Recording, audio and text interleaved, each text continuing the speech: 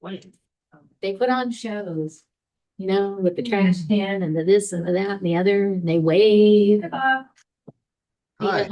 It's not too Hey, early in the Bob. morning. Even when we took our grandkids to meet the machines, he still wanted to climb in the track that was there. I told him they need to bring him to meet the machines next year because he loves him a truck, I tell you.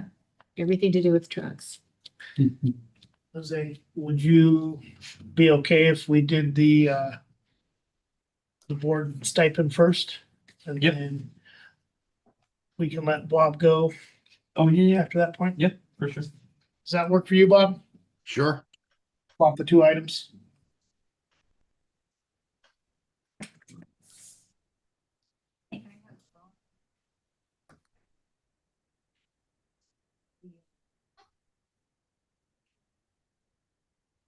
Did I give you the right one, Kim?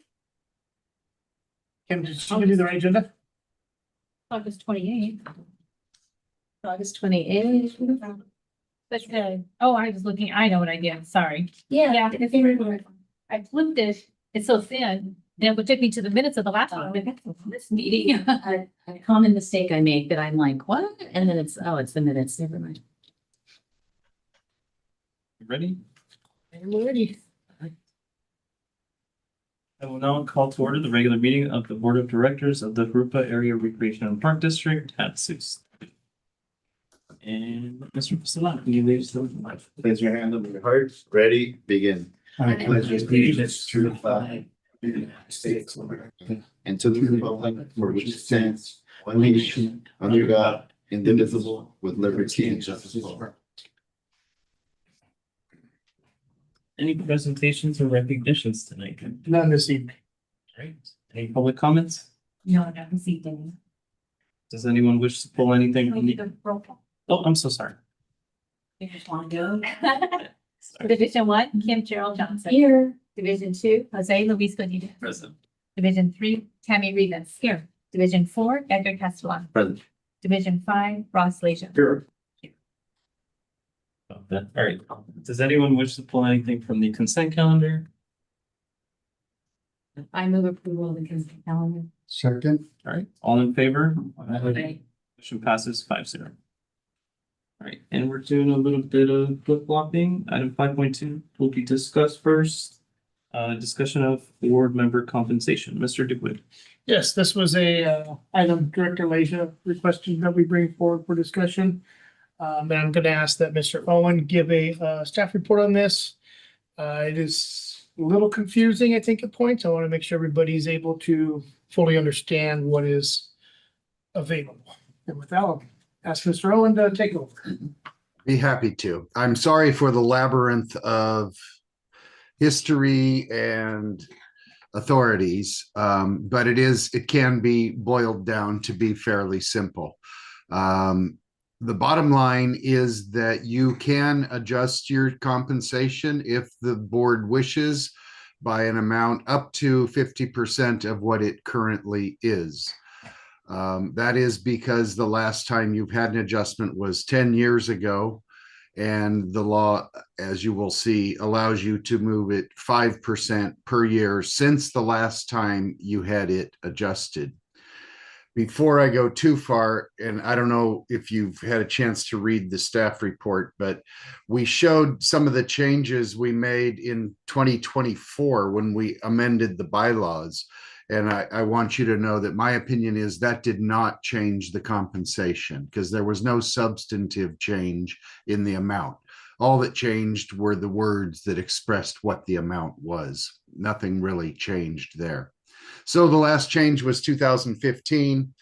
In essence, the law allows you to change it up to 5% for each year since the date of the last change if you go through the process of publishing a notice of public hearing, conducting a public hearing, and then adopting an ordinance that includes the change that we're talking about.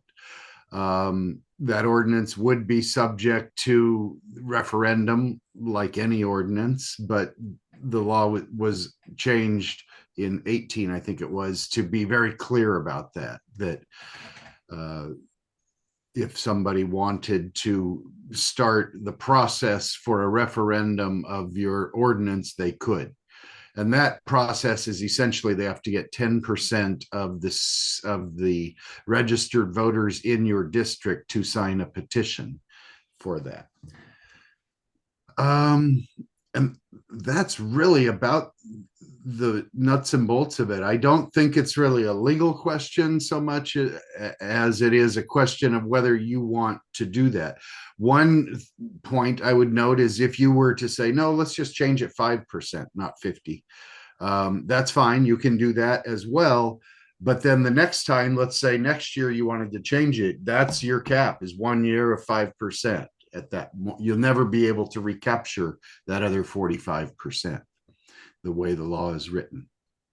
If you have any questions, I'm happy to answer them. I have one question, Bob. The referendum, if it does that, that just basically kills it right there, right? No, it puts it on the ballot for the electors in your district to decide whether to repeal the ordinance or not. So if they get that many signatures on a petition, then it goes on the ballot and it's an election item. And that is paid for by the district. Yes, Paid- that's correct. Okay, so at that point, if we did not want to go past that point, we could vote on it again and just cancel it out and be done with it, correct? Without having it go on the ballot, or at that point, would we be committed? I believe you could drop it if you wished. I haven't researched that, but I'd be surprised if the answer were anything different.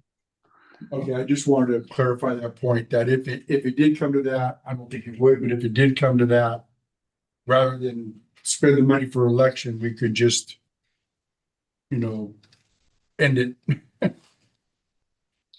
Well, I don't think we can cancel the election, but if we. No, we could cancel the, No, you could repeal your ordinance, though, is what Repeal. Ross is saying. You could repeal your ordinance at any time. If one person came and complained, you could repeal it. Cancel the election, it only cancels the ordinance. And then maybe the people who were talking about taking it to ballot then would decide to drop their push, but we can't cancel an election just by repealing an ordinance. I'd be surprised if you couldn't, because the election is about your repealing your ordinance. And if you repeal it first, there's nothing to have an election for. there's nothing to repeal. Yeah. I just wanted to ask that first.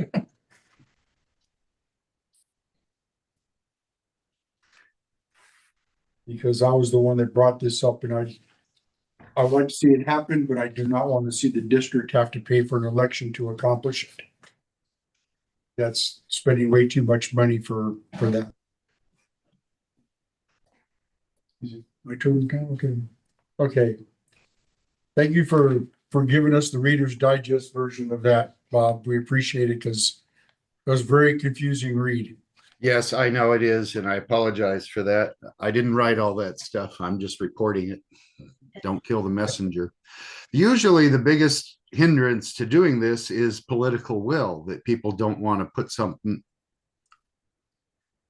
do something that gives their next political opponent ammunition, I guess is the best. Right.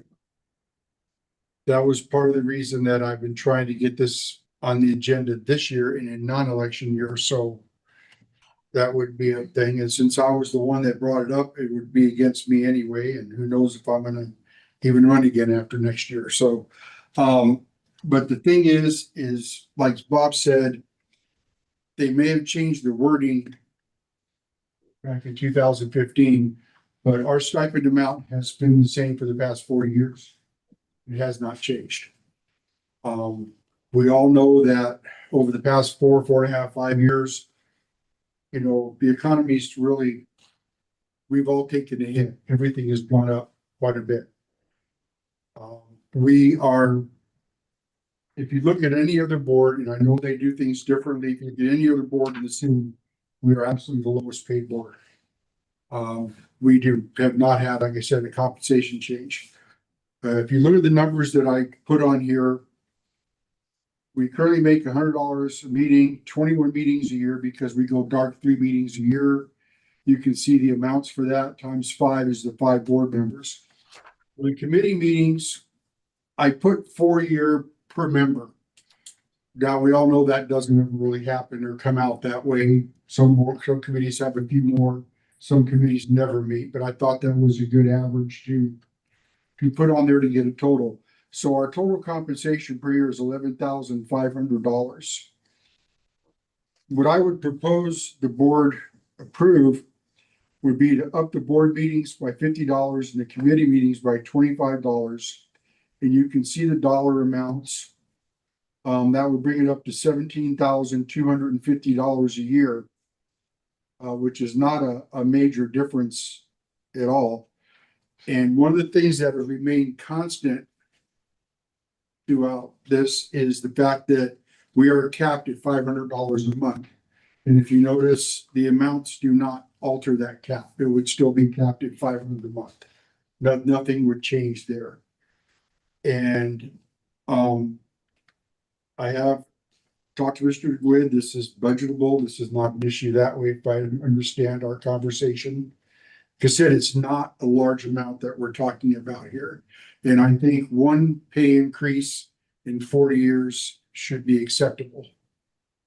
And I am asking the board to discuss and vote if they would like to go forward with this. If not, it dies here. But if so, then Bob has explained the procedures going forward. So with that, more discussion. Are there other expenditures associated with bringing about with this ordinance, with creating it, or? We would have the cost of Mr. Owen writing the ordinance. We have to publish it in the paper That's when we publish. twice. That's just for a normal ad we do. It's ridiculous, but it's like $600 when I do it, one for the CFDs. $600 per run. So $1,200 for the ad in the newspaper to publish it twice. Give or take, yeah. Plus Mr. Owen's time to create it.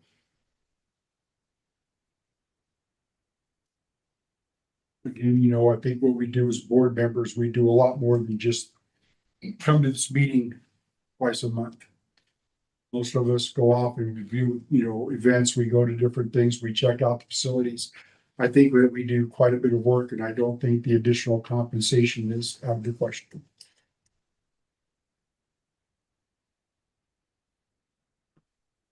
Don't necessarily disagree with you. But for me personally, even if it's not an election year, the timing still feels off. Well, when do you think the timing would be good? Because every other year it's an election year, so.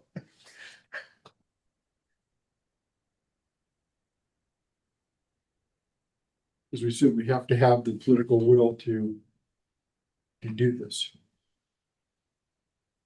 I think for me, in general, given that the price correction clarification, when's the last time that this has been modified?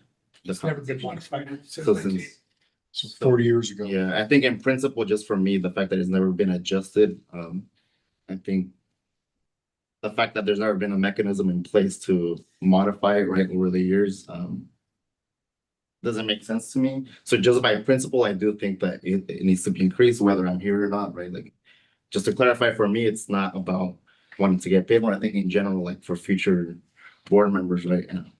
Because there is a lot of time that Bob, that's just. committed to this. So, I'm sorry, I didn't interrupt you. so just in principle, I do think that compensation needs to be increased. The numbers, I think those can be debated. So I'll leave that for now. But If I just clarify, Bob, one of the things was this was only made even available back in 14 or 15, correct? That this could even take place? There were different rules before that, but yes, these rules were put in place in 14 and 18, I believe, yes. So it wasn't even eligible to happen for park and rec districts. So that's part of the, and that's due to state law. that was state law, yes. Right. And again, I don't think we need to change the maximum amount of compensation. the 500 a month, I don't think that Yeah. that's necessary, so. I agree.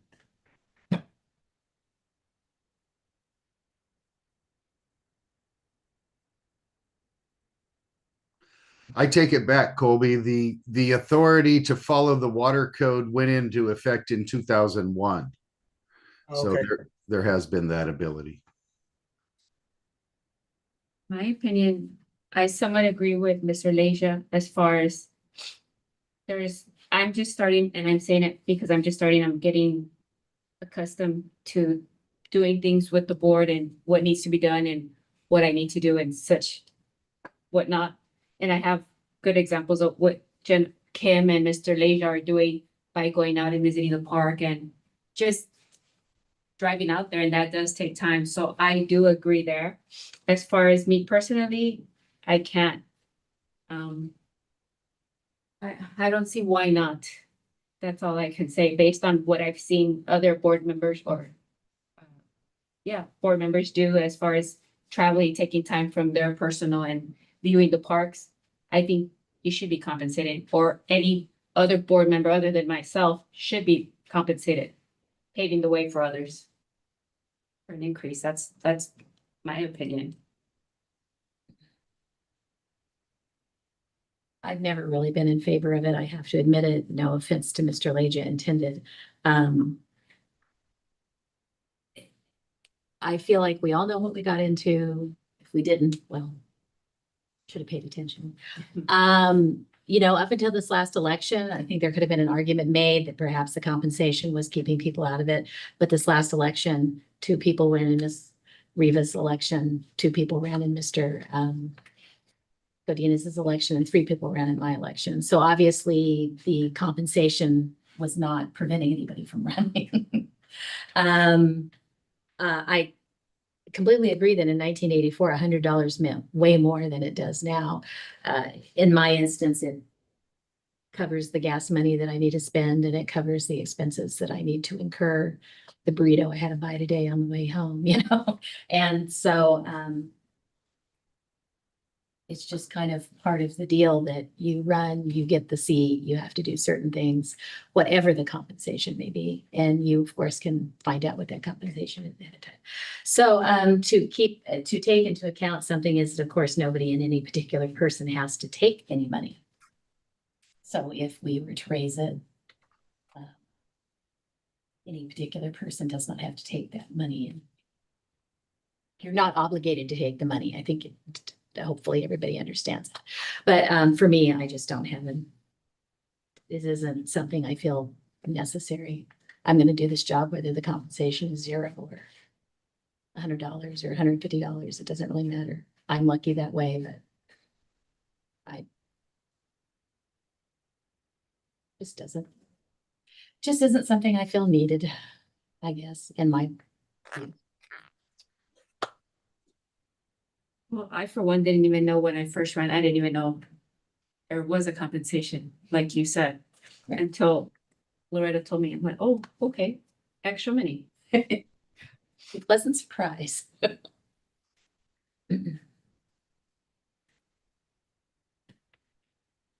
Yeah, I think just to reiterate, for me, it's more about the position, no matter who's in it.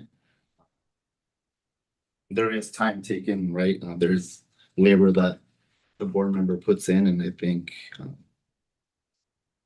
given the times right, I don't think it's inappropriate to consider an increase.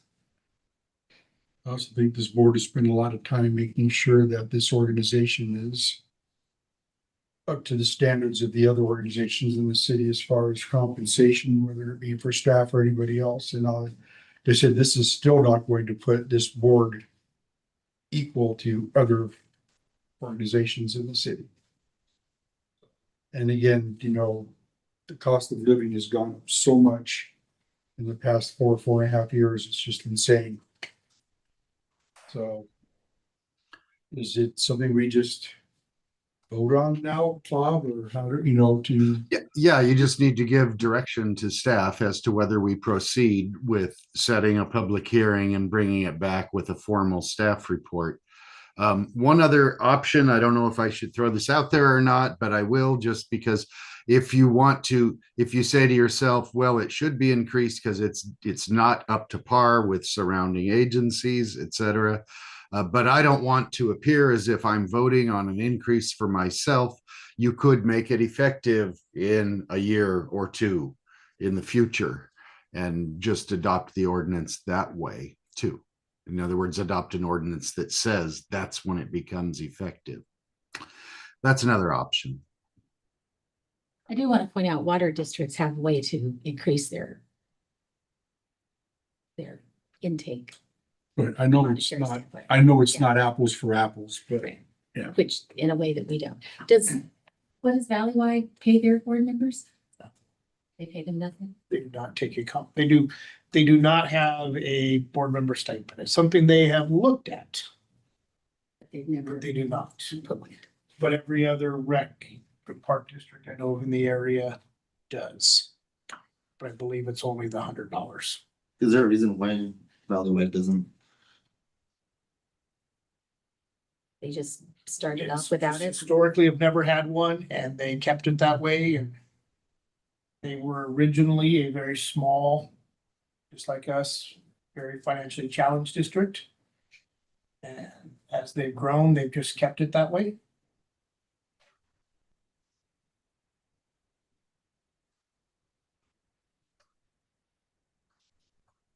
So I'm just from the awkward silence. Is it bad for me to say, I don't, like Kim said, I really don't care if we get it, it doesn't matter to me. I just feel awkward saying, I don't care.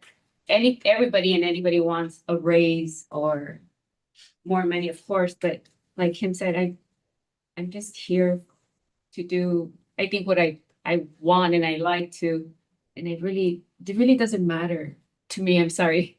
I'm not sure. I don't want to offend anybody or bother anybody with the way I'm saying it. Well, but my point of bringing this up is nobody knows how anybody feels about it till it's brought up. It's obviously an awkward subject. Yeah. I believe it needed to be discussed. I believe it needed to be discussed a year ago. But it took a while to figure it all out and get everything lined up and to get it to the board. And last year was an election year. Nobody wants to do that in election year. Next year is an election year. Nobody wants to do it in election year. So I felt this was the prime time to get it through. So, I don't know, anybody that does not want to, I guess just raise your hand and that's the best way to find out, I guess. We don't need a roll call vote. This is just to advise staff, right? Can I ask a question first? Sure. Trying to really let you guys have this discussion, but for Bob,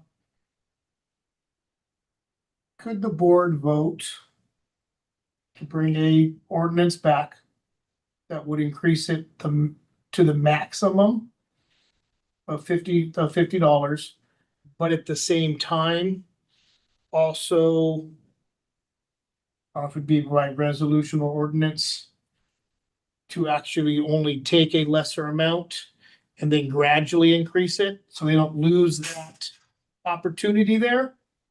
Do you understand what I'm asking? Yeah, you're essentially saying, could they raise it over multiple years? Or Pass the ordinance to take it to the 150, but then only implement, say, 120. And then another year bump it like that. I don't see why not. Would we have to All advertise? subject to referendum. So that's kind of the point of the referendum, is if a board does something outrageous, its citizens can protest it. That's kind of the point of having that in there. So I don't see why not, if it would all be within the confines of what is set forth in the water codes. If we were to do that every year, but wouldn't you have to announce it every year? You would still have to. It would.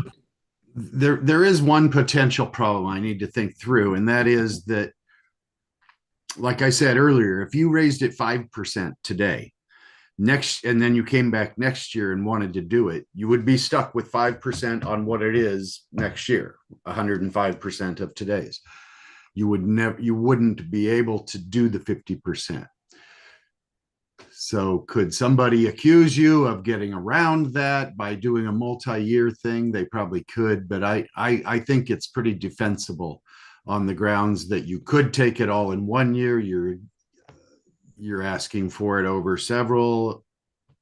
So I think it's defensible, but it does have that vulnerability. But I would caution that we not do anything is so convoluted and pretzel-like too. I just think that's when it looks particularly bad. to But I the think public. if we do it as is, and it either goes or doesn't go as is. Well, and as it keeping- stands. And keeping in mind, it doesn't have to be 50%. We can pick any number between 0 and 50%. Yes, we lose the opportunity, but at the same time, there's nothing that says it has to be. Which 50%. was when I read the staff report, that's why I went for the 50%. Because I read that if we didn't do that, then after that, we'd be very restricted. You, So this would just catch us up to where we would be if had we been doing the 5% all these years. This would just catch us up to that point. And It's a tough one. it's hard, It's funny, when I worked for a company, I never had a problem going in and asking for a raise. But this is a little different.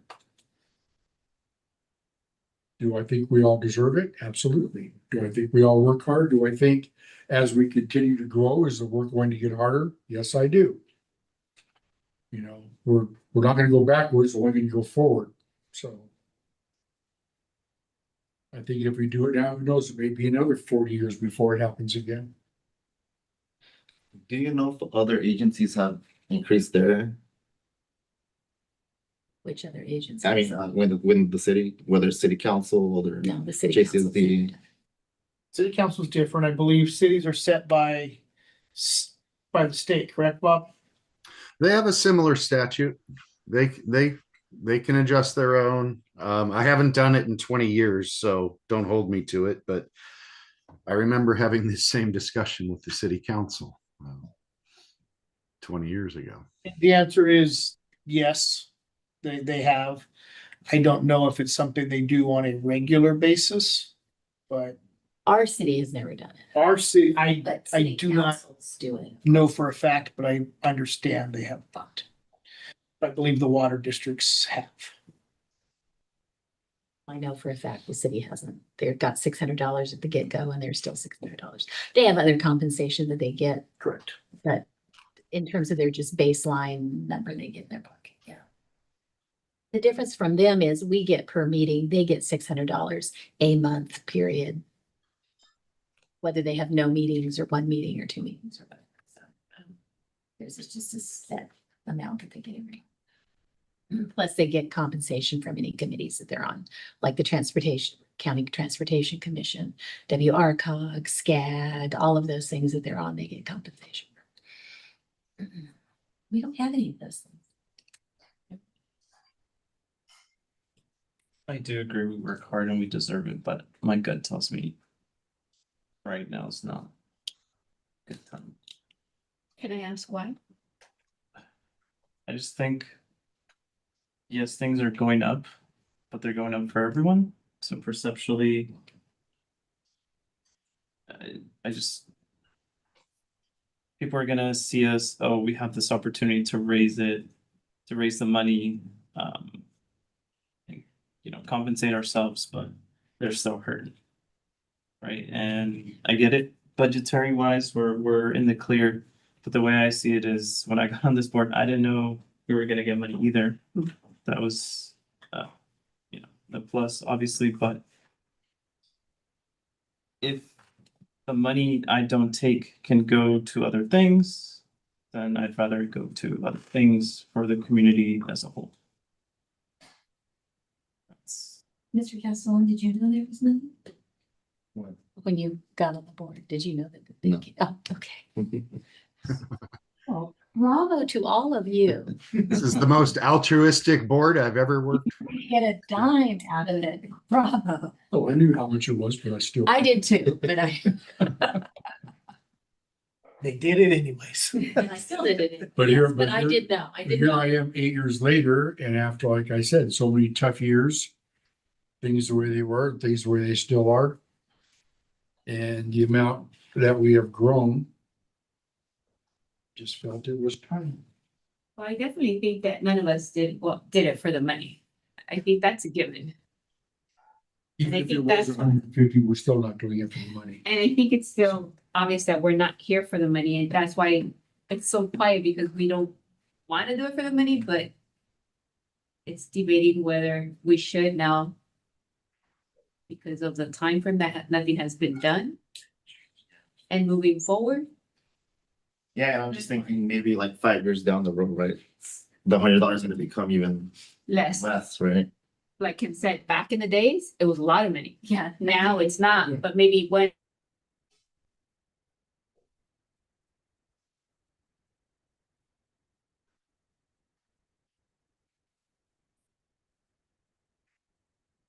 Uh-oh.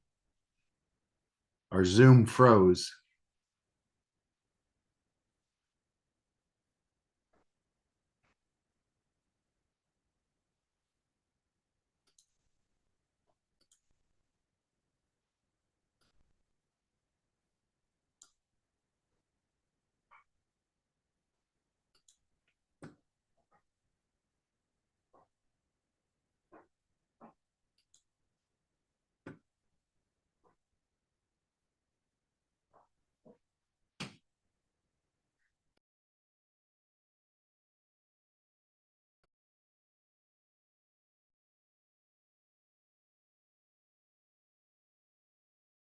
Community, if anybody is watching. okay.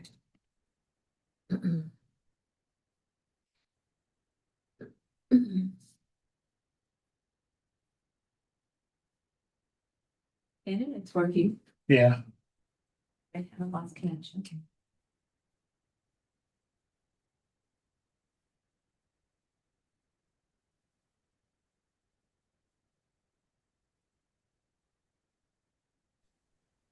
You're back.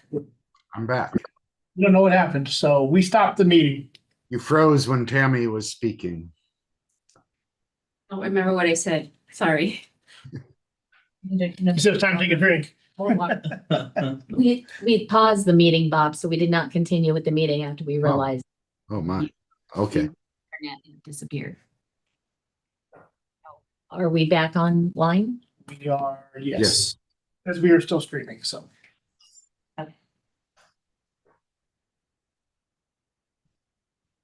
Mr. Godinez, are we gonna start the meeting back up again? Yes, the meeting will restart. 7:01? 7:01, so. Um,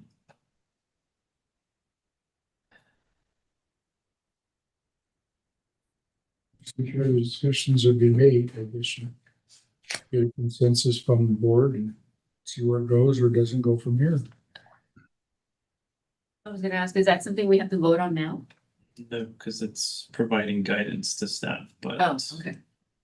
So my thought is if the board decides as a whole not to go through with this, then that's the guys, staff, it just dies here. That's correct, right?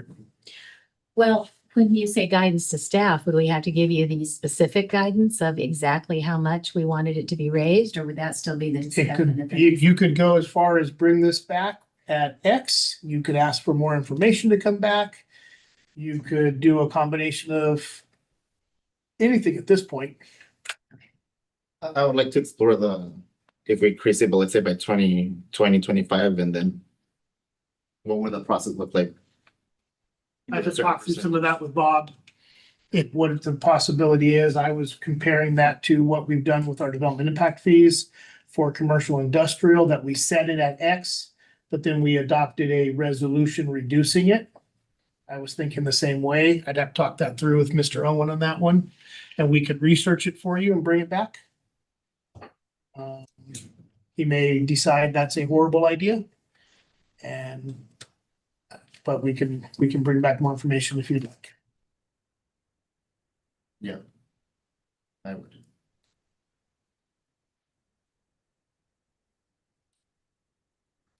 I'm okay as is. I don't have anything to add, but if any of the other board members want to suggest anything, I'm okay with the status quo as it is. Probably make clearer there. Yeah, if we bring it forward, doesn't mean that we're committing to anything though, right? No. I think at this point, from what I've heard from Mr. Castellan, he would like some more information. So even at that, if the board agrees to bring back more information, it would still be an informational item like this, Okay. and it would not be the actual final process. Unless I get different guidance. I'm not hearing a whole lot right now. So. I could go with Mr. Castellan and get more information And what are we getting more information on? on the 3 years. Is that what you said, Mr. Castellan? We're setting an X amount and then exploring percentage. Setting the limit, that's what he said? You mean the thing that Mr. DeGoy was talking about where you say it, Max it and Well, I just want to make sure I didn't open a can of worms there. That's, you're kind of smiling like I did, so. And as I believe Miss Johnson said, again, you're not forced to accept anything. You don't have to take your $100 that you take now either. So. No, I didn't know that either. And if it raises, you're not forced to accept the raise. Correct. But then are we gonna put ourselves also, like Ms. Johnson said, to be not scrutinized, I'm not sure what the word is, to where it's gonna look funny to the community, like every year?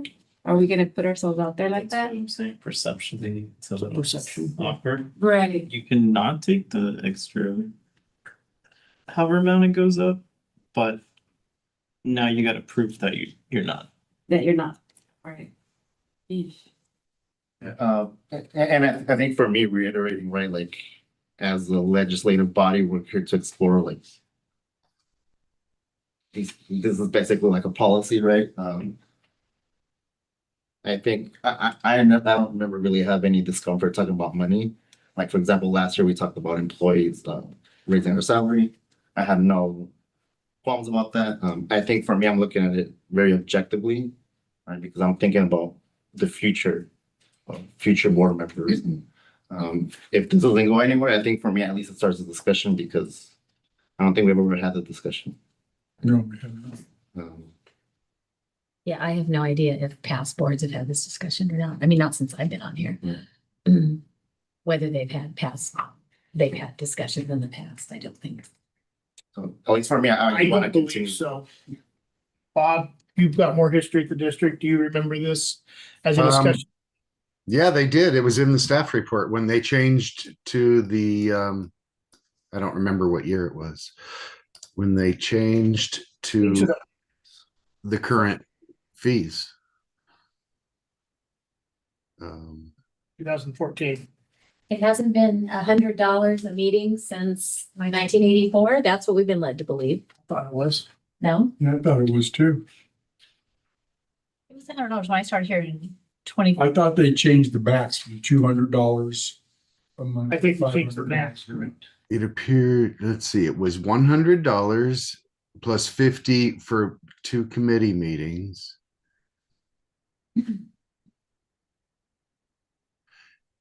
It was $100 to be paid to each for the regular monthly meeting. Back then, they only had 1 meeting a month.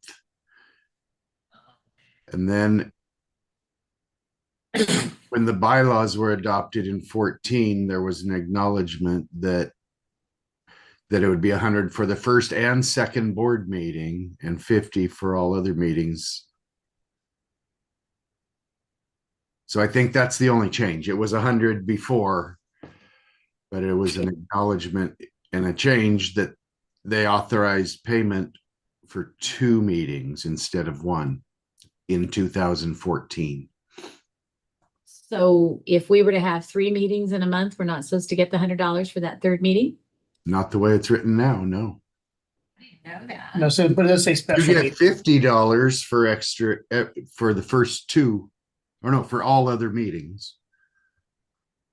Does it include special meetings?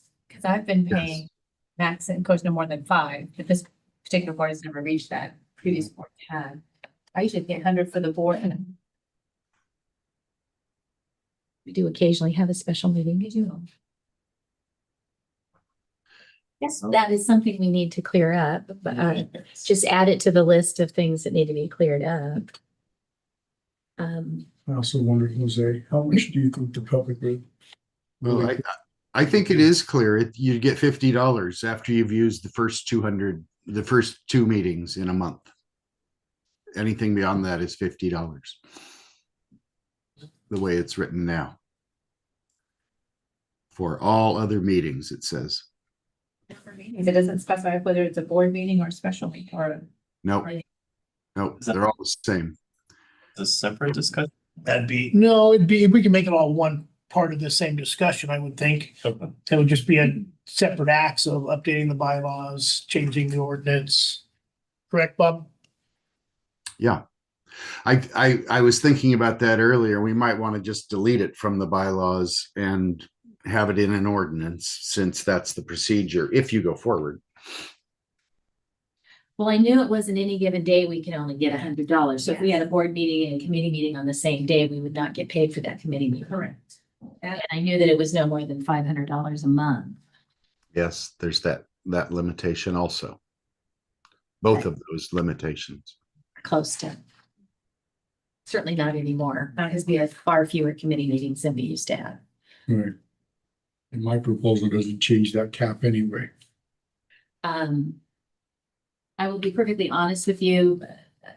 I could be mistaken, but based on community history, they kind of raised their compensation in the past by having more meetings, more committee meetings.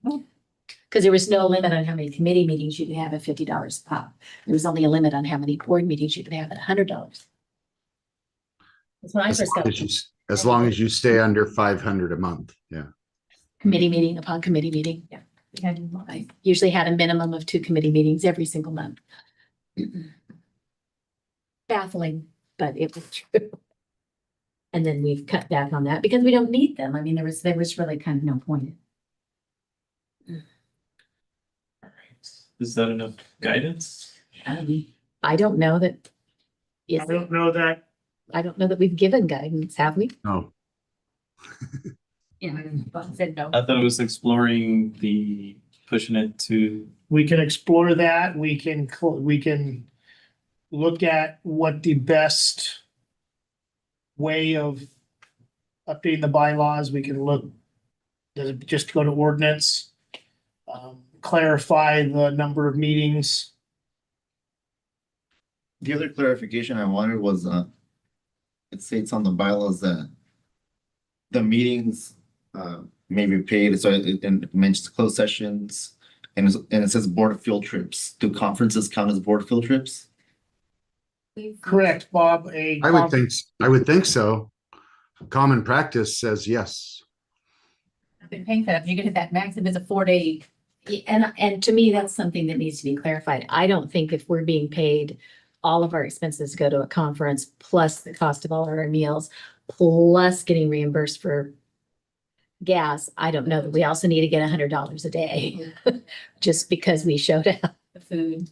Because we have a choice of not going. This is not like something we have to go to. Right. So. So to me, that's another thing that needs to be clarified for future reference. What You know, is eligible discussions for. found some glitches in the system. Yes, if nothing else has found some glitches in the system. The other thing is, what did it say? Was it in the state law that talked about what we could be reimbursed for? The number of meetings, if we have more than a certain number of meetings, we have to report to the state. It felt to me like what, and correct me if I'm wrong, Bob, it felt to me like what the state law was saying is we were not being compensated for acts of individual board Members. members. We were being compensated for acts as a board. It seemed to me that the state law says we are being compensated for acts as a board, not acts as an individual board member. So for example, we've appointed Mr. Leja to be our interagency representative. So let's say, he's getting his $50 for going to that meeting. But if all the rest of us show up at the interagency meeting just because we felt like it, we weren't supposed to be handed $50 for showing up to that. Or we can't say you owe me $50 because I went to the grand opening of the city's X or the J, and right now, that is not clear. And it seemed to me when I read that the state law implies board attendance as a board doing things that the board needs done, but not as individuals. And just choosing to go to meetings and choosing to. I think you've got it right. And there is another body of law that I did not quote in here because it was already convoluted enough, but I did refer to it towards the end, and it's a section that basically defines what's going to a meeting and what's not. I think part of that, as Ms. Johnson was talking about too, is not necessarily our agency, but say a city or a city where they get appointed to the transportation or mosquito vector or something like that they're compensated from them. You're not basically being double paid. They want to eliminate that as well.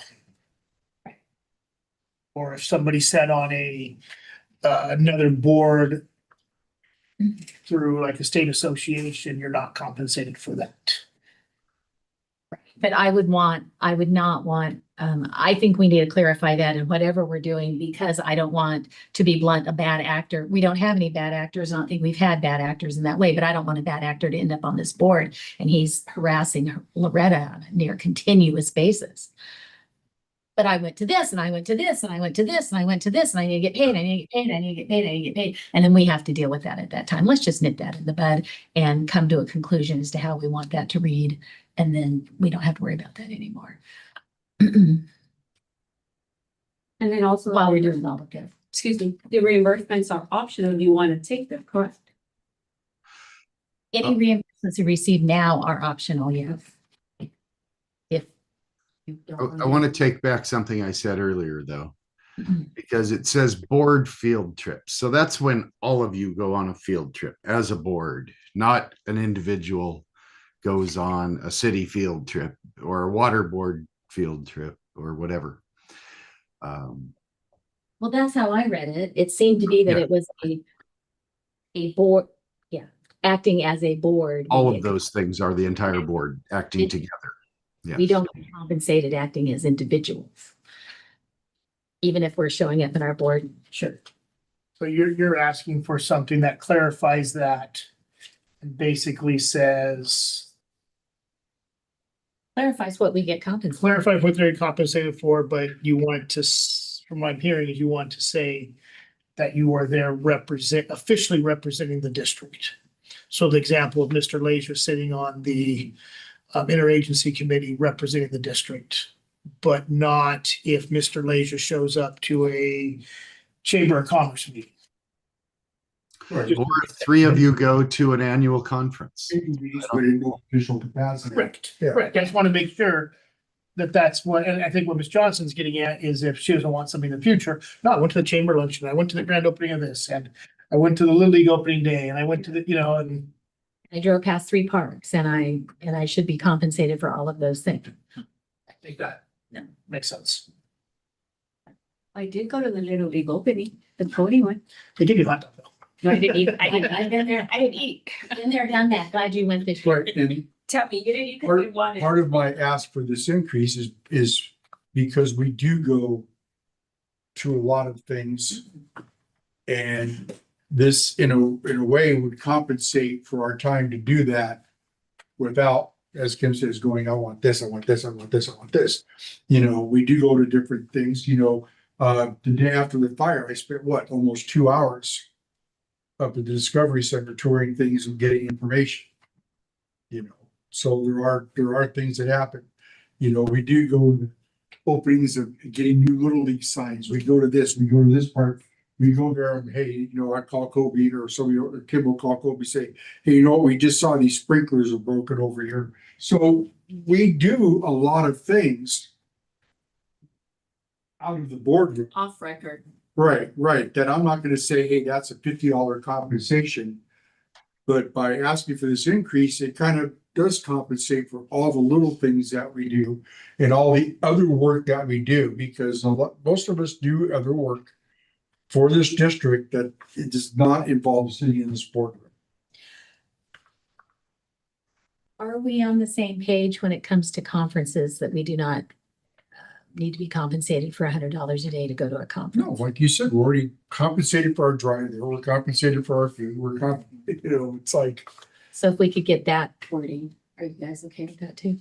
If you could get that wording in there too, so it's clear that we're not gonna, We don't conduct business at conferences. no. But you're eligible for reimbursements for. For example, expenses. the conference we had in San Diego. Yeah. Right. Right. Understood. We pay for your room, we pay for your admission, you're eligible for, you know, the associated meals. Yeah. You're eligible for gas reimbursement, but we're not also gonna pay 100, because again, as a board, we're not there conducting board business. Since we're on this subject, I know you gave me a packet for reimbursement. I never submitted it. It was okay. I assume it was okay because I never heard from you, right? Yeah, no, you Okay, don't. yeah. And you're not under obligation to submit it, you just can if you I choose. didn't to. ask because I'm like, well, he didn't say anything, so I didn't have to, so it's okay. Yeah. But now it's clarified that I don't have to take any reimbursement. Yeah, you do that. Okay, good.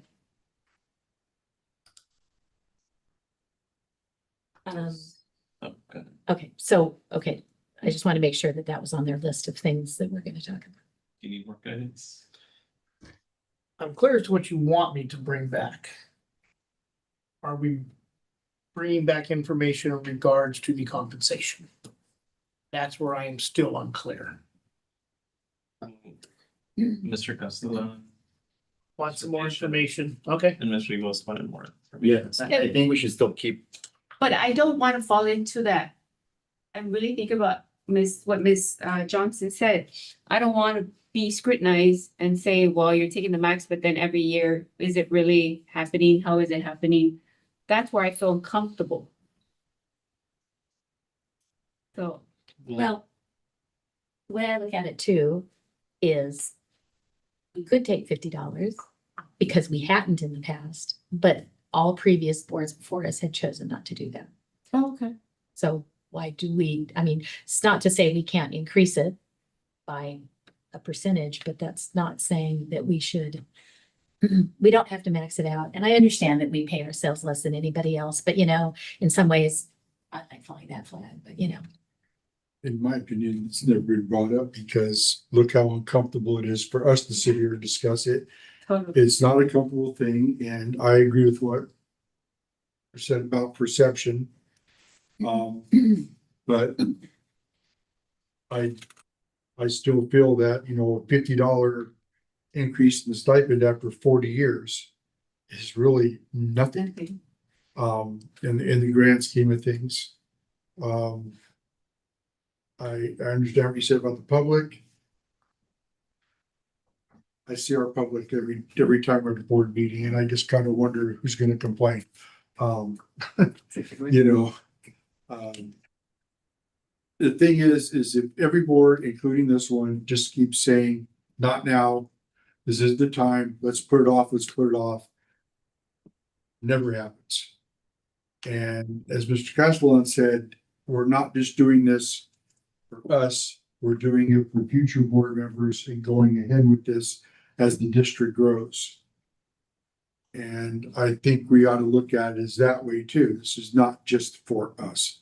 This is for going forward. And I think that's the way it should be looked at. That's my opinion. Well, I guess I would say I'm okay with proceeding with it, but if I have the options to say if I'll take it or not. To say what? I'm sorry. You have the option now. Right, but we're not deciding that. We're just giving them direction to bring some information back to us. So I would prefer. Come back as an informational topic again? Correct. No, there would be no ordinance. Just for future, this is more Discussion, discussion. discussion. We can Future bring it in a discussion. timely manner. Very time to digest everything and really think about it. I feel good that at least the discussion has started. There's another option for some of the things Kim has talked about, and that's just to amend the bylaws to clarify that and state this is just a clarification. It's not an increase or a change in compensation. So What was I gonna say? Because just because the state says we can take X, we don't have to do all the things the state says we can do in terms of our compensation. We can do it, adjust it as we see fit. That's just the that's right. most we're allowed to do, like getting compensated at conferences. The state allows it, but we don't have to allow it for ourselves, that kind of thing, So, for Bob, that part. these clarification questions that have come up in this discussion, should that just be something separate from the board compensation discussion? Just, I mean, it came up during the discussion, but it seems like those are just clarification points of something that already exists. I think they're relevant, and it's up to you guys as board members what's relevant and what's not. And so I think we should keep it together. Yeah. Yeah. It came up together, kind of all ties into our compensation. All right. All right. Thank you all for your attention and discussing this. Appreciate it. Great. We done with Mr. Owen? Yeah, Bob, you're free to drop off if you want. all right, you guys have a good meeting then. Thank you. Thanks, Bob. Talk to you next time. Good night. Right. Jumping back to item 5.1, discussion of the Grupo Mounds Discovery Center, JMDC, and future improvements and repairs. Mr. Duguid. Yes, again, this was an item the board requested we bring back. In regards to the Root Mountain Discovery Center, kind of stemmed from the fire. And where we're at recovery wise, starting to get, a list going. Again, I don't think the fire changed anything other than maybe having to start thinking of reordering kind of our priorities within the facility.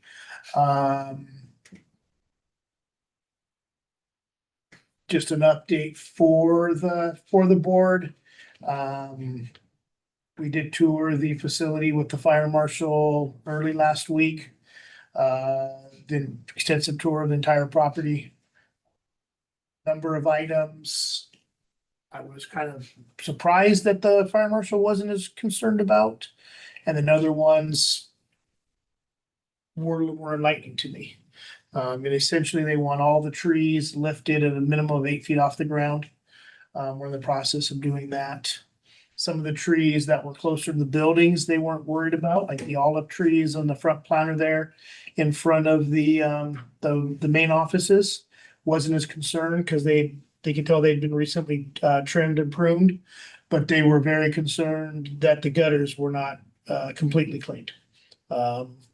Makes complete sense. We didn't really realize that. They have been cleaned now.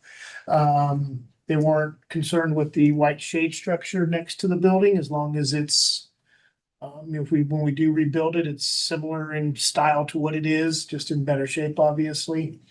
They don't want to see any shade cloths and stuff like that because it catches and holds debris. They want stuff that will fall through, easier for us to clean. Obviously, there's stuff across the property that needs to be picked up. No piled wood. While there is no specific ordinance related to the wood chippings, if we maintain it on the property, they want it spread to 3 and 4 inches. But their ultimate preference would be not to have any. But they do understand that's a maintenance issue now for us, and we need to find, I think, a good balance within that. There's really not a great answer out there. They would prefer if we did mow brush, that we didn't mow it. We actually use like a disc or something like that. Just because it reduces the chance of a spark. A hot, warm day, blade spinning, hits a rock, it sparks, could start a fire. the materials on the site. There's some stuff stored in overhangs and stuff. They want to see that stuff removed. We're working on that. The palm trees, they're not necessarily fans of, especially some of the big Washingtonians. Those are up there. We get a fire in the Santa Ana winds, and a spark gets off those, or an ember flies from that, they can travel miles. They're not big fans of those, and if we do maintain them, they want all the beards cleaned up and trimmed and kept that way, which, perfectly understandable. So that was a very enlightening tour with the fire marshal, but very, very frank and honest conversation. And he noted, he drives by it often and has seen the improvements since we acquired the facility, and it's complimented us as well in that process. Other than that, at this point, all the water is back up and running. So there was some damage. We have a number of trees that do need to be removed. I believe tomorrow staff's meeting with a couple contractors to start getting estimates on those. Don't know the exact number, probably 12 to 15 trees that do need to be removed immediately. We did have Sims Tree Care came out and toured the facility, and with staff and marked them with the red ribbon or red ribbon needs to go. Yellows are ones we need to watch, and greens are fine. That's from the result of the fire.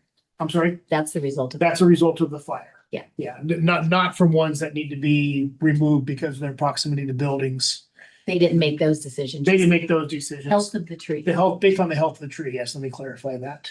And then in just looking at it, there's just some trees that they don't belong where they're at, and they're, a lot of pines within the succulent area. It's desert and mountains just don't necessarily jive for the ambience we're trying to put out there, so we're looking at those as well.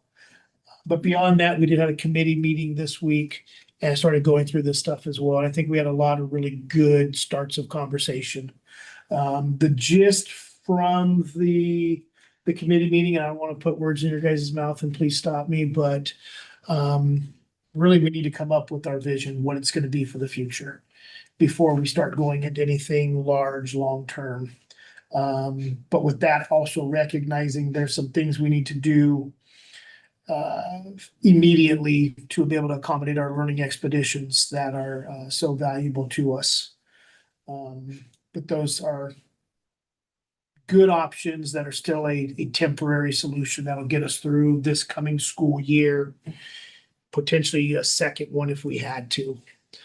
They've requested that we reach out to Barry Dunn, who did our master plan, and see what kind of very high level opportunity they could do for us to help facilitate some of this. But if we went through, there's a list here on this staff report, and I've had a staff spreadsheet that we've gone through, and we're starting to put very crude numbers to it. The educational needs, we're looking at a 20 by 40 or 30 by 30 tent. Basically somewhere what we would rent for Memorial Wall celebration or something along those lines. Cause it's gonna need to be up there for a number of months, and the rental cost would just be outrageous compared to just flat out purchasing it. We are in need of probably 30 picnic tables, just because nothing to do with the fire. They just need to be replaced. They were all the picnic tables, 99% of the picnic tables there have been built as service projects, and they're just at their lifespan. What is a picnic table frame? So we're looking at metal picnic table frames, and then you just purchase 2x10 wood lumber for them.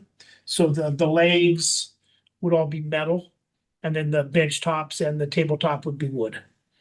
Why would we do that as opposed to like folding tables or? Folding tables wouldn't take the wear and tear that the kids are gonna put them through. Okay, The expanded metal ones like we have here at Agate Park, $1,500 a piece, give or take. The cement ones are $3,000 and $4,000. This is just the most bang for our buck when it comes down to it. okay. And And we're also gonna need for, it would get healthy educational learning expeditions, but round tables, white folding chairs. The facility has none. The ones that they use now are a local, event promoter. And they've been storing them on site, which I would like to eliminate that in exchange for storing them on site. They get to use them for their activities. And then just kind of facility needs, things that need to happen, and this is a very crude list still. Front gate, the fact that it's still manual gives me a lot of headache on certain levels when people are on the property. The whole front fence needs to be replaced. It's chain link. If you look at it, it's probably been cut, driven through a dozen times.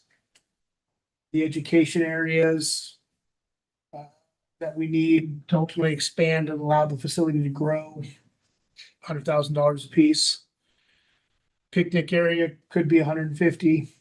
The entire water system, as we know, needs to be updated, especially after this fire with the rupture of the main line there. The electrical upgrades to the facility. Again, until we know what we need, we don't know what we need for power. We don't know what we need for water. Parking lot is in poor condition.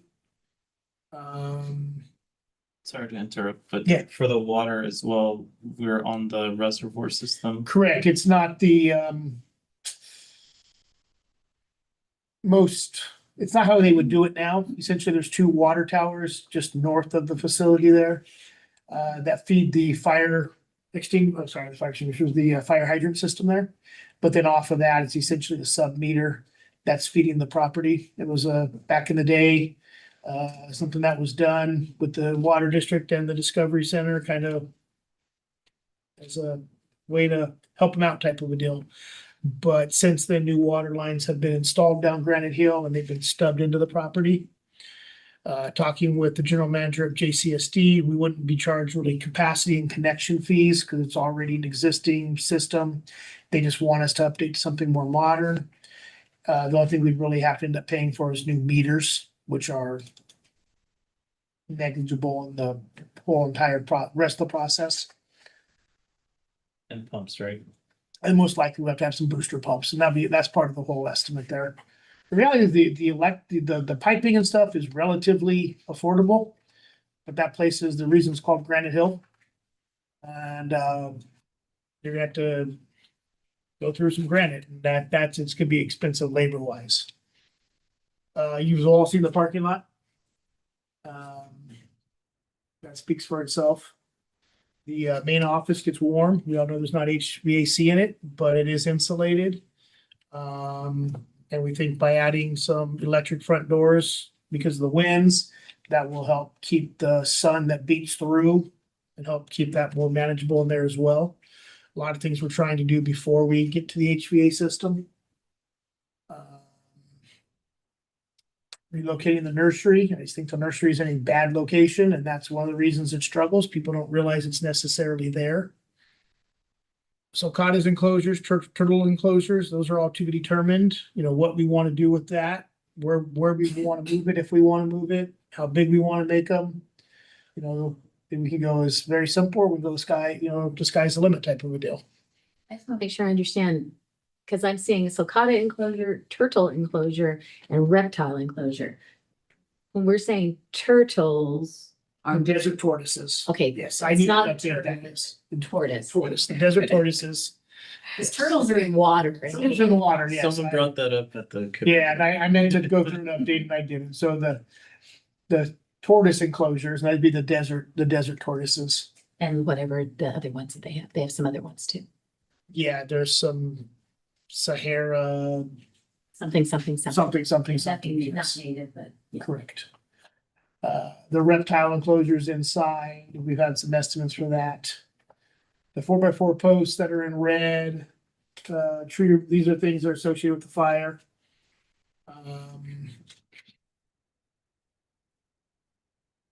I'm just estimating ultimate tree trimming and removal in the 50 to 100, could be as high as 100,000. My recommendation is we go through and we do what we need to do now. We do have a CAL FIRE grant that's out there. that we are hoping for, some allocation that would address a lot of this already. Reduce our, it'd be reimbursable costs to us. HVAC, I just left blank. They refer to it as the West Museum, but that whole structure is probably going to have to come down. You know, that's just a big question mark. What we need it for, if we need it, whole bunch of stuff. I do think we need to replace the Kirkby gazebo. That was dedicated to the husband and wife that basically started the facility. It was destroyed. I wouldn't put a wood one up. They make some very nice aluminum or metal ones to replace it with. That we could put in the same location, and about $2,500. And that's something we could actually do in-house. We wouldn't have to bring in contractors and stuff. Security cameras, web cameras could be $100,000 for the entire facility. But the nice thing about that is it doesn't have to happen at one time. Because the system we use is somewhat modular. And I did speak with our the company we use, and there is the technology for fire warning, alert, notifications. It's using infrared cameras and with AI and how it can warn us of stuff. They've actually recently received a demonstration from their camera supplier in regards to it. So they're reaching out to them to see if we can get a demo camera, and then clarifying how the alerts and different things work with that. And that was something that was brought up at the last meeting. Equipment needs, at some point, we do probably need to look at getting a four-wheel drive truck. We do have budgeted in this fiscal year for a vehicle. That's something we could, if we want to purchase as a four-wheel drive and assign to that facility. An auger for our skid steer would probably be beneficial, especially with the 100 fence posts we do need to dig. We do have an auger for the Kubota tractor. It's not great. It's not super powerful. And then with the hard soils and rocks up there, it will be worth the investment, I believe. A water buffalo, the water tenders that we've talked about that we rented, I think that'd be beneficial to have on site. They proved very valuable over the last couple of weeks to us. We have a couple golf carts that are in need of repair there. They're gas powered. About $2,500 there. And then having the other, not skid steer, but front loader that's on site serviced. It's a great tractor. Everybody says, man, you got an old Ford, that thing will run forever. Needs a good tune up. Needs a seat, but I think that would be valuable as well in maintaining the trails. We do have some new trails that CAL FIRE made for us that could be useful too in the future. So it's kind of where we're at here. I know it's a lot to digest. I don't know if any of the committee members, Mr. Godinez or Ms. Rivas, wanted to add anything about our meeting, but I think it was a pretty productive meeting. It was, Mr. Leisha had mentioned sprinkler system, but Yes. basically, we're gonna talk about that with the. It'd be water part of the, system. yeah, we need the water system to run it and stuff. That was all kind of incorporated into That that. may also be able to be tied into the infrared camera, what kind of alert system that may be able to turn them on automatically. I think I said, my understanding and knowledge of that technology is it detects it, it sends a signal to a switch, and then we can use that switch. To activate any solenoid, any, yes. Alarms, voice commands, sprinkler systems, whatever our heart desires with that. So that may be something we wanna, at least maybe in one or two locations. It's definitely Lord, yeah, in our key concerned areas. I think that's definitely would be something we consider at that point. We also made it a point that we shouldn't build anything permanent until we have the master plan in place. Agree with that, because don't know. Yeah, no, and we understand completely. So staff's only concern from the Discovery Center staff is Jenny's concerned about the education areas for the upcoming season. We're booking the school field trips every single day. We're up almost to 50 for this coming school year already, and we'll be somewhere in the 230, 240 range is what we're hoping for. So Is there power at the front gate? No. So no automatic, you can't really do anything automatic. well, what we're looking at for the gate is solar. Yes. which will run it, and the way I've been doing the research on it. The way they're set up, it's basically a solar adapter. So in the future, if we were to put that in and then get power down the road, we could just convert it back to a hardwired system. That could also operate some of the features in the guard shack there, I guess. Potentially, yes, yeah. For the parking lot, would it be a matter of redoing what we have or potentially rearranging it, expanding it? All the above. Until we know what we want to do in the future. We know it needs to be repaired at a minimum. The reality is, on a busy day, it's full. We want to see, our plan is to be busy every day type of a deal, so we're gonna need more parking. There's obviously the opportunities to expand it there. But with that comes grading and base and depending on where we do it, the parking lot there is on a slope.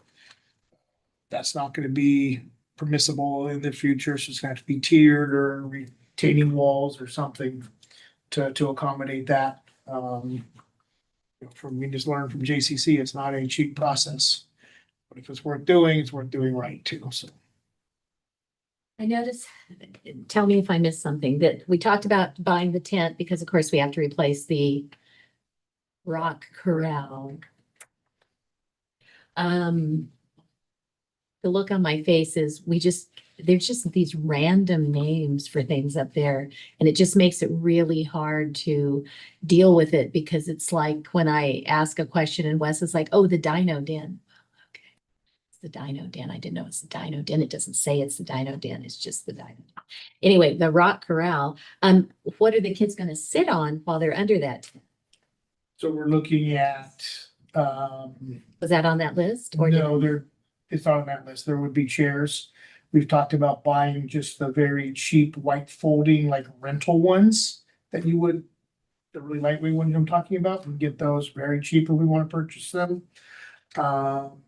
We've talked about basically putting the tent over where the Dino Den was. It was the walls that were destroyed and the shade. Refurbishing the benches that are there if it's for a temporary and grading in a new ADA access ramp. There is also an amphitheater that was acquired. I mean, you remember seeing it on our Oh, yeah. tour?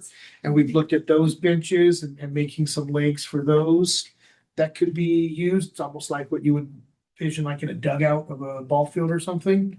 So we have opportunities for those types of things. We're looking at everything right now. Because I was wondering you talked about buying the metal frames for the picnic tables. Is there an equivalent metal frame you can buy for a bench? There's either ones that will be cemented in the ground or with legs or feet. I'm talking about something movable. Yeah. We would look at and that's why we're looking at the existing ones we have, having somebody fabricate some new legs and feet for them, slapping a good coat of paint on them so they look nice. Maybe the most economical and use of our existing Sources. stuff. Resources, thank you. The other question I had is, how hard are we going to be pushing over the next year for rentals, like for party and wedding rentals? My preference is nothing after dark at this point. But they're getting a lot of requests for Saturday kid's birthday party. And if it's utilizing these education areas when they're not, I think it's a great opportunity to get more people in there. Well, the reason I'm asking is because we talked about like buying the 12 tables. Mhm. Do we need to buy 12 round tables if we're not going to be having the after dark events right now? Since We can also use them for education areas. What we're looking at though for lunch areas. Like right now, they're bringing in and out wooden picnic tables into the sunken garden. Oh, I know it's called by Yeah. that. But do we want round ones? If that's the case, should we buy rectangular? Yes, and it's more social, I believe you said. Yeah, It is, Oh, even if it's just kids. we've talked about it. It's something that we would use in the future too. The tables have a pretty good lifespan. right. Okay. I don't think buying the cheap chairs for the kids to wiggle on is necessarily a good. I think benches are better. I think benches for the kids are better. Well, the cost difference is significant. We were looking at even just some used rental type chairs. We can get them for $6 and $7. As to a bench that would seat 4 kids is $190. So, That's why I was asking about the bench frame and we would just put the with it. But yeah, if you think, I just thought that the benches were a little more flexible. Little kids could sit 4 on a bench, bigger kids would be 3 on the a other, bench. the but a one chair is a concern chair. with the benches though too is my kids, we probably did it, start rocking on them. You get them going. Mr. Godinez is laughing because he's flipped them over a few times, I'm sure. Maybe. You know, it's, those are challenges as well, so. Okay. Good rebar anchor around the store. So if I understand correct, well, you tell me, what did the committee decide was what we needed to do right now? The 30 by 30 tent Yes. is kind of priority, and then the tables and chairs.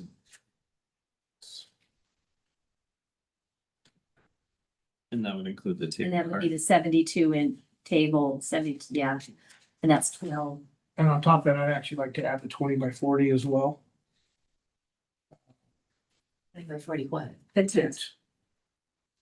He's inclined for getting both of them. I'm inclined towards getting both of them. Why is that? Well, we're gonna need it.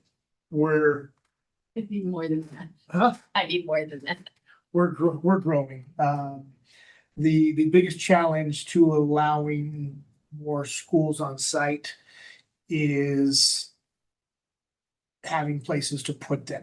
We have the ability to accommodate them staff wise. We can bring in staff if we need to.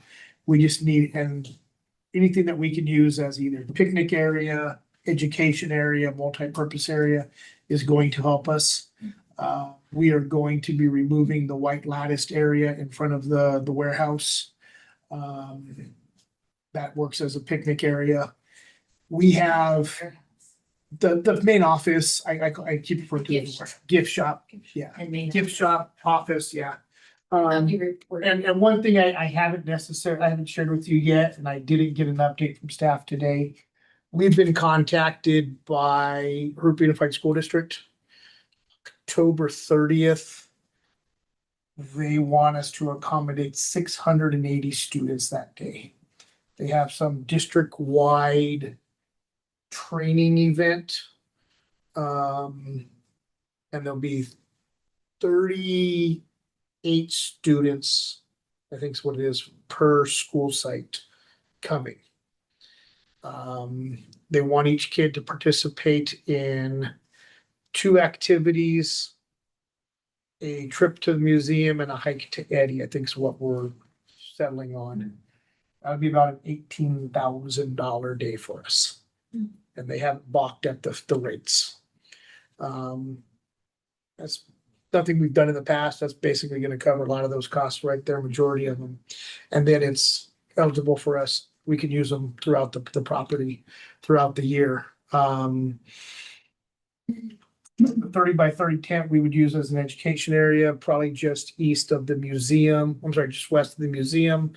But in the future, as we bring on more activities and rentals potentially, it'll also fit in the concrete area down by the Olive Garden.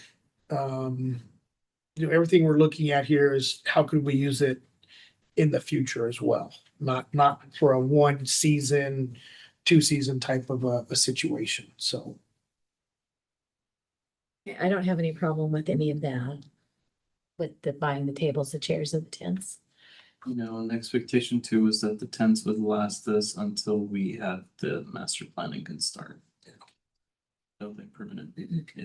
One thing I brought up to Mr. DeGuid that I would like us to seriously consider is that gift shop area is overutilized, or should I say underutilized? We have a big building there and that upper, the corner that's up at the front behind the cash register, kind of underutilized at the moment. And then that middle area where we have a few animals, but not very many, and it's shrunk some since we reorganized. And then I think we have to be honest, I think there's a lot of stuff in the gift shop that we don't need to sell. We don't need to sell Victorian paper doll coloring books, for example. And once we clear out the stuff that we don't need to sell, I think that gives us a huge opportunity up in that corner to accommodate another learning area or whatever we want to call it. And I just think that it's activity area. And it might be a little crowded, but it might be big enough, especially if it was a bad weather day, that you could accommodate a class of kids in there. And I just think that's another opportunity for something like that to consider. Would need to kick in here. Huh? Organization would need to kick in Yeah. here and organize. Yeah, I think, but I mean, they're already doing it, yeah. I just thought of the child area. Is it Lockman? Like one of the sections, it's like a kids play area. Maybe that could be inspiration. Yeah, I mean, I think that there's all kinds of things we could do there, whether it be for small groups or it could be for some other purpose, but I just think it's being underutilized. So that's all we're talking about doing right now. It's just the tables, the chairs, and the 2 tents. Oh, the Natural History Museum. I'm sorry. No, not Lockman, the Natural History Museum. Oh. How do you feel about it, Mr.? Yes. I was just thinking about that corner you were talking about. In this place, as much as you love books, you have a small corner little dino library or something down there with books kids can look at and purchase, and I think there's just a lot of opportunities a in lot that. of opportunities. I think this will be part of the master plan discussions. And just to clarify, Corner. the committee wasn't asking for a consultant to do the master plan. They wanted to see a proposal of what it would include and, what it would. So we're working on some estimates for that. Some choices on. Yeah. But tonight, all you're wanting is our consensus or agreement. I think to keep things moving, The um, tables and the chairs. yeah, we And I want to see be the able cards to, for the tables and the chairs. we want to be able for the teachers open house to say, this is what, we've lost this, but this is what we have. And I think in many ways it's going to be better. I wouldn't even talk about what we lost. The ones that are coming back are gonna know the rock brow is no longer there. It's one of the most popular activities. I think as long as we make it clear to them that that activity continues, just Correct. not Correct. quite the same. But just to be able to say that this has already been approved, may not necessarily be on site or anything yet, but it's coming and. Do we have to vote on it? No, this is all within purchase authorities.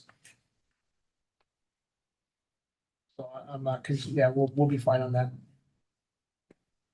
Not sure that I understand kind of why, but I'm not really sure. I'm all for having a glass storefront. I don't know.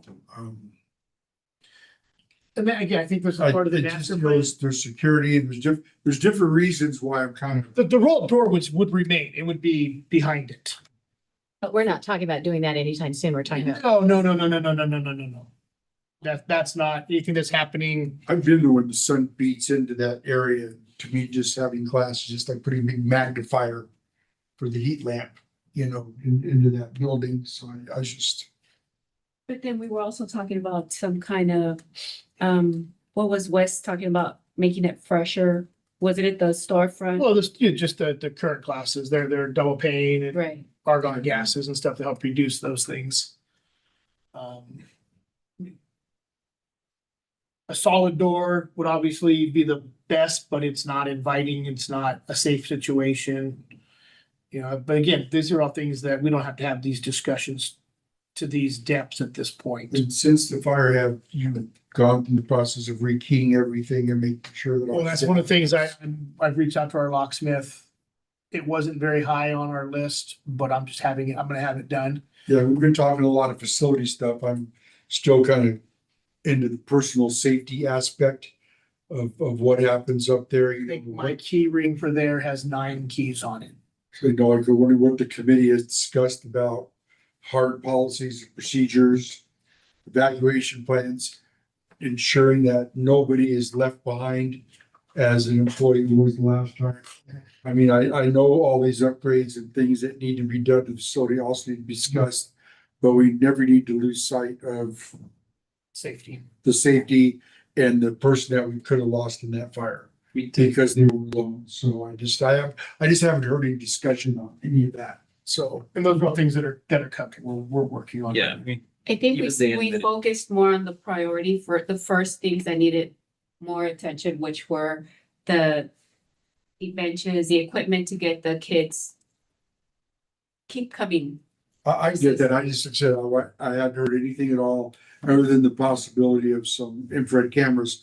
I haven't heard anything to do with, As far as safety. with any of that come up yet. And I just want to make sure, like I said, we do not lose sight of that. No, that- no, they did Definitely. mention that their emergency plan worked, but it needs revision. So, Need some tweaking to it, yeah.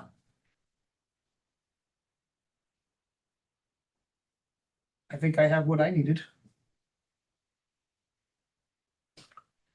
Anybody else want to add anything, Mr. Passalone? Okay. Just like to add that Mr. Godinez, Mr. Castellan have a meeting on Tuesday. They're gonna wear their cross-country uniforms. They're gonna go up to Eddie, right? I'll wear it on my arm. Yes. I don't think it fits in. Maybe it was a scar. They were rival That's easy. schools. You Has guys the attended scores. rival schools, right? Yeah. Are you guys gonna run up there and see who gets there quicker? No. Old time? I want to get to the next sports meeting. I'll take the golf cart up to the end and wait for them to get there, see who gets there first. Take an oxygen tank for that. Are you gonna mention this as part of your staff report? I was gonna do it as part of the staff Got it. report, yeah. Okay, then moving on to the general manager's report. Yes, a couple of things I want to share with you guys, just an update on the grants that we have going. First and foremost, we received today notification from the Internal Revenue Service.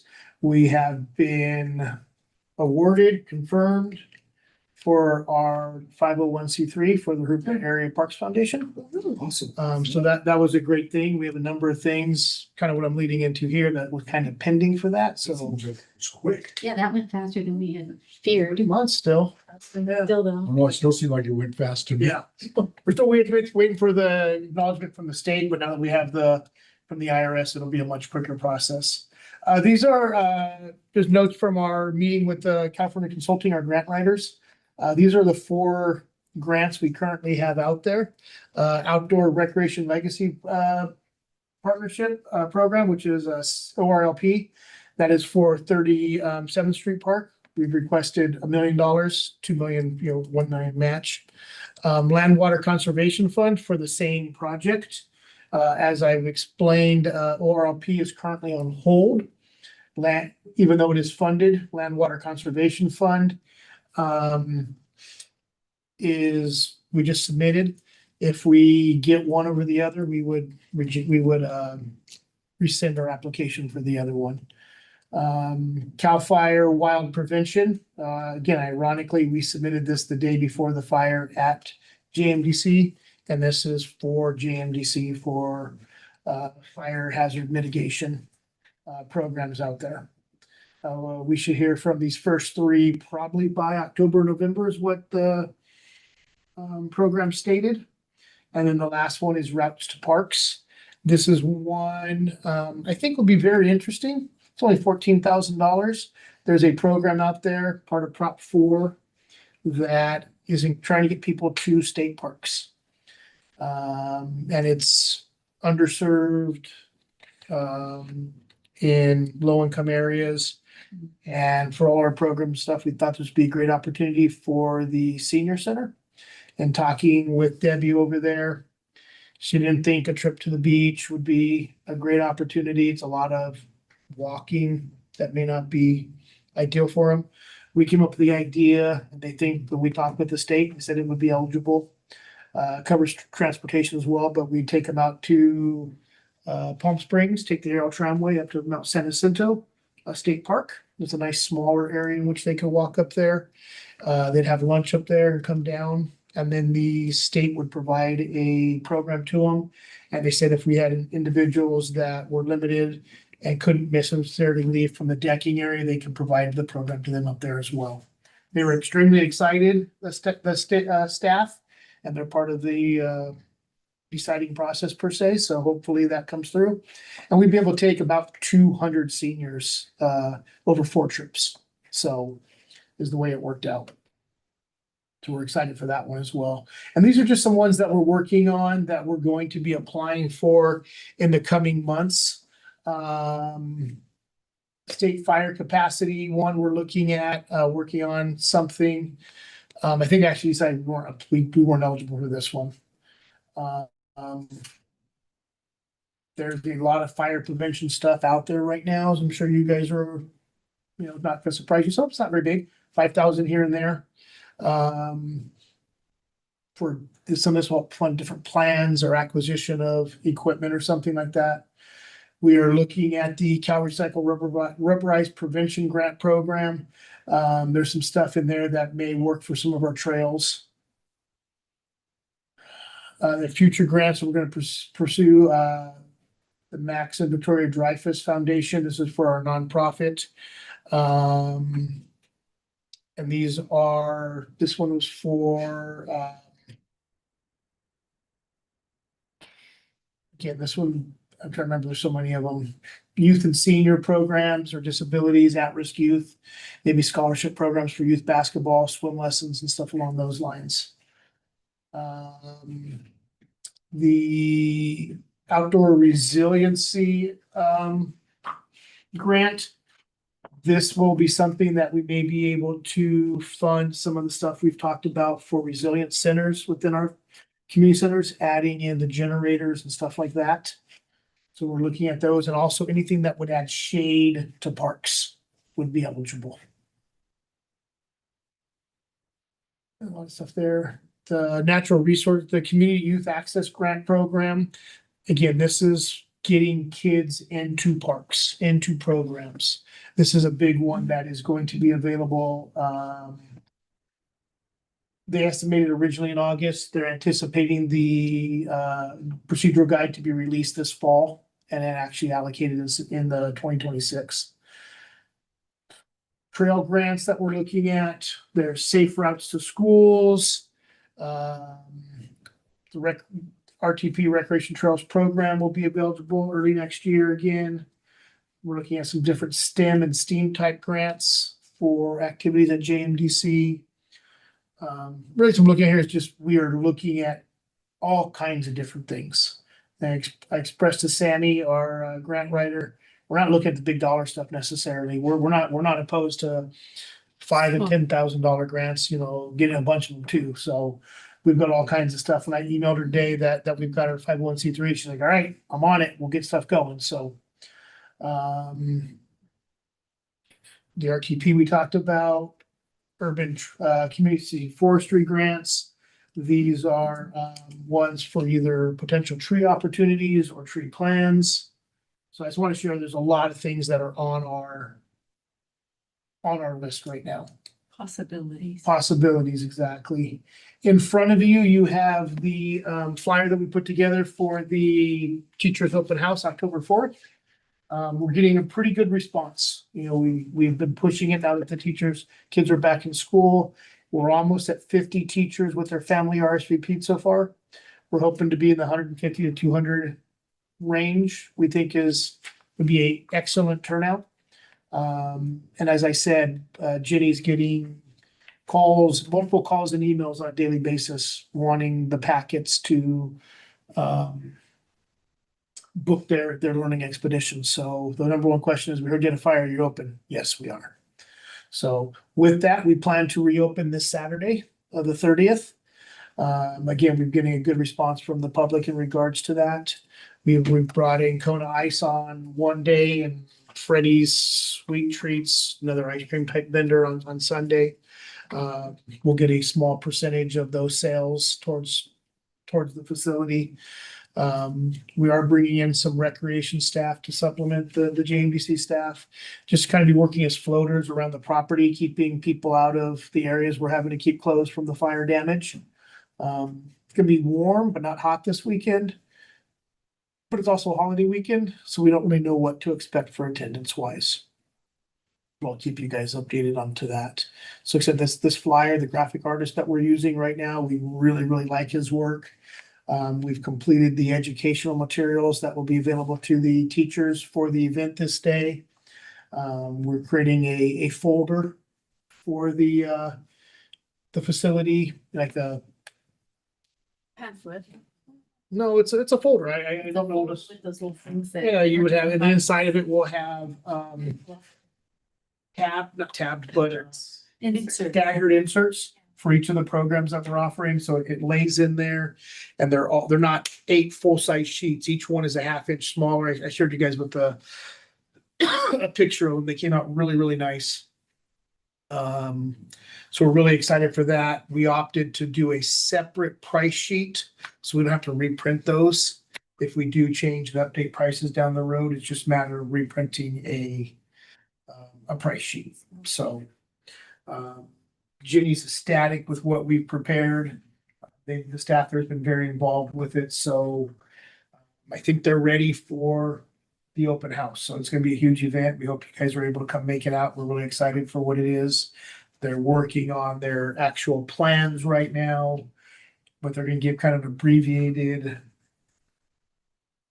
tour, and they'll hit multiple different of the activities, then kind of teachers can see kind of the gist of what we're doing, so. We're really excited. I suggested they added our logo to all their stuff. Yes. So we've got a little tagline that says, a facility of, and then with our logo. That'll be on stuff going forward. I think that's it otherwise, and, we're busy. Open house, is that gonna be, is there a fee or is that gonna be It's free to the teachers. free to? It'll also be open to the public that day, but it's free to the teachers. Doesn't say what time we're moving on here. It's all day when we're open. They're registering online and they're signing up for tours on it. Yes. I just didn't know what time we should be. Anytime between It's an open house. open house between 9 and 3, they'll be there. The gist of it's, the teachers' activities are scheduled between the tours start at 10 and end at 1. And Saturday, is that anything special? Regular business day? This Saturday's a regular business day. Yeah, we're keeping it mellow. We don't anticipate a huge influx, but there's some regulars that are excited to come back. They've been messaging us. And then with the nonprofit, we'll be able to push stuff like this to other school districts because they require a nonprofit on Peachtree. They don't require it, but it's far cheaper. Yeah. Yes. Yeah. So you don't know, back in the day when you used to, your kid would bring home, or you'd bring home a flyer backpack, they don't do that anymore. You have to go through an online, the big popular one's called Peach Jar. And we have to pay $20 per school, $20 or $25 per school site to submit our flyer. If we're a nonprofit, Yes. but if we're not a nonprofit, Yeah, a for-profit business can't even do it. Oh. They let us as a government agency, because it's a family youth activity type of deal. But you can't go in there and just put it out for your new burger joint or something. okay. Yeah.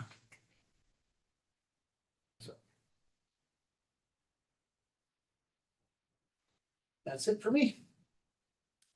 Thank you. I have a question. Sure. And I had sent you a picture and mentioned it about Vernola. I've talked with Kurt about it. He's gonna look at what we can do to address that. Okay, basically, when I was walking at night, the sprinklers turn on and You there's, want for your board members' comments, maybe? oh, yeah.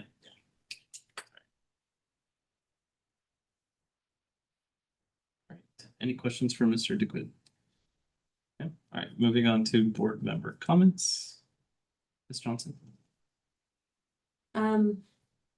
kudos to staff for all the effort they've been putting in, all the normal everyday stuff that we have to do, as well as JMDC and then JMDC after a fire. So I appreciate that very much. I went up for a tour up there on Monday and saw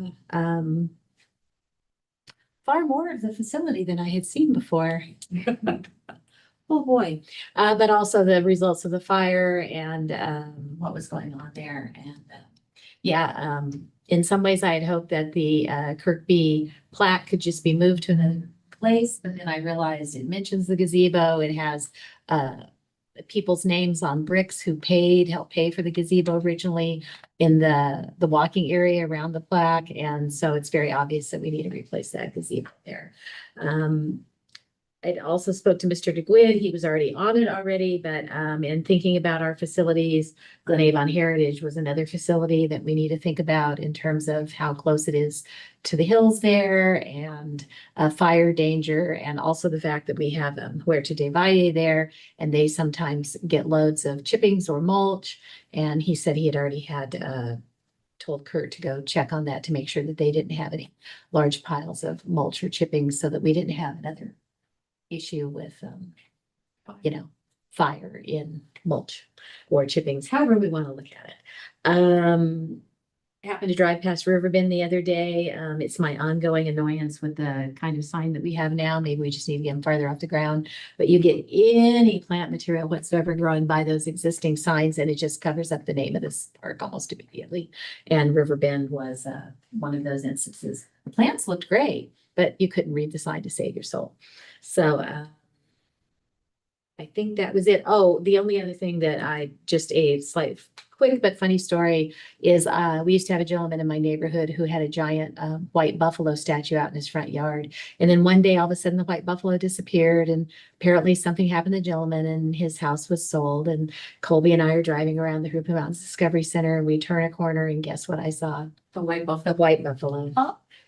Of course, if the white buffalo is going to disappear and go somewhere, where else would it have gone? The Hoopa Mountains Discovery Center. Yeah. So anyway, I just thought that was funny. I had to take a picture for the whole family. The whole family's been laughing about it ever since, about, oh, now we know where the white buffalo went. So because it had been a fixture in my neighborhood for good or for bad for many, many years. I can make it reappear in your front yard if you want. No, thank you. Yeah, I'm sure the whole entire neighborhood would just shut. We need to put 10 in Providence. Yeah. So anyway, yeah, white buffalo. Anyway, that was all. Mr. Castellan? Looking forward to Saturday, for Yeah. Yeah. And for the teachers open house. Commend you all for moving very quickly and firmly on JMDC with everything going on, and I think there's a synergy happening with looking into the future, right, in terms of in line with everything that happened with the fire. So again, thank you all for being on top of it. Yeah, and go out on a tour in JMDC Tuesday, so looking forward to that. That's it. Mr. Lane? Yeah, same thing. You guys staff did a great job keeping up with everything staff has to do and getting the Discovery Center back in shape. So great job on that. Looking forward to it reopening. I'm also looking forward to Eddie Smith's field trip to the Aquarium of the Pacific. Get And tickets? I am going. Diane and I are both going. It is sold out. So I actually told Diane that we need to go get our tickets the very first day because they won't last long. We got there about 10 o'clock in the morning and about half sold out already. So it went quick, and we are both looking forward to that trip. That's September. No, it's October. October 6th. Yeah, okay. October 6th. Yeah, we're excited for that one. Yeah, looking forward to it. Yeah, that's it. All right. Ms. Rivas? I'm excited for JMDC's return after a disastrous fire. I'm excited for their comeback. And I'll be there Saturday for their opening. Great. Yeah, I'll see you guys there. I won't be there. Oh, There Sunday. As for me, I'm also excited for JMDC to come back. I like that we're playing with the dinosaur movies. We're back, A Dinosaur Story. It's a Steven Spielberg animated film. I got the pun because that's my era. And I didn't get it at first, I'll be honest. Miguel came up with it. it's a '90s kid Yeah. thing. Yeah. So I'm excited for that. I'm excited for the open house. I'll be running this to my old school sites personally, so they can print it out. I'll send it to my old coworkers as well, so they can give it to all their teachers. And yeah, and I'm looking forward to going up there on Tuesday and taking a picture with my old cross country jersey. Not on, but Hold it, you can hold it. and that's exactly what Photo. I'm gonna do. For the good of the public too. And then Vernola, like I was saying, the sprinklers, they come up along the edge of the walkway and then they shoot directly into the grates because it's a catch basin. So I just brought that up to Mr. DeQuid so they can either change the heads or remove them. It's not a big deal. Look at our opportunities. Yeah, and I didn't, because now approving the check register, I see how much we spend on water. It kind of just like clicked. Yeah. So yeah. Other than that, Vernola looks good. And it's busy. Even after softball leaves and the lights turn off, it's still busy. So that's good to see people. You go there right now, there's a good 40 people walking. Yeah. Because of the heat. Yeah, so that's good to see. I'm sure other parks are busy as well. Like Shadow Rock. I know I have a friend that runs Shadow Rock every morning too. So, and all that, yeah, testament to staff here, our staff now at JMDC working hard as well. Just thank you guys. That will be it for me. Committee reports, we pretty much went over everything in the item, the agenda item. Future committee meetings, do we need to schedule any? Not right now. We will need some stuff, especially for JMDC. But everything else, development wise, is really quiet right now. Understood, good. Any future agenda items? Nope. Okay. And then our upcoming board meetings, September 11th and September